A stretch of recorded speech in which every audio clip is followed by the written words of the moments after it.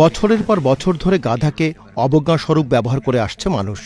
স্বীকৃতি ছাড়া কোনো কাজ করলেই আমরা বলি গাধার মতো খাটুনি।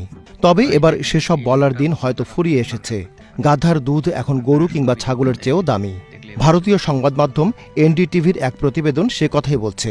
এতে বলা হচ্ছে, গরু কিংবা ছাগলের দুধের ৭০ গুণ দামে বিক্রি করা হচ্ছে গাধার দুধ।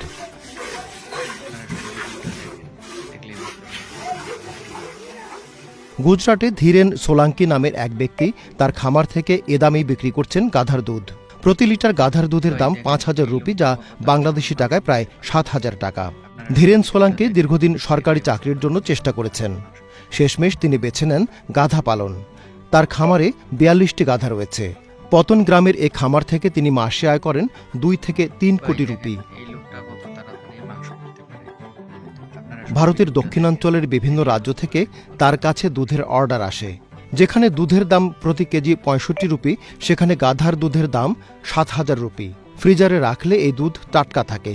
ব্যবসায়ীরা পরে এই দুধ থেকে পাউডার বানিয়ে প্রতি কেজি ১,০০,০০০ রুপিতে বিক্রি করেন। প্রাচীন যুগ থেকেই গাধার দুধ ব্যাপকভাবে ব্যবহৃত হয়ে আসছে। প্রচলিত আছে, মিশরের রানী ক্লিওপেট্রা এই দুধ দিয়ে গোসল করতেন। নাক দিয়ে রক্ত পড়া, লিভারের অসুখ, বিভিন্ন বিষক্রিয়া, সংক্রামক রোগ ও জ্বরে এই দুধ খাওয়ার পরামর্শ দিতেন গ্রিক চিকিৎসাবিদ Hippocrates. Mizan Talukdar, update TV.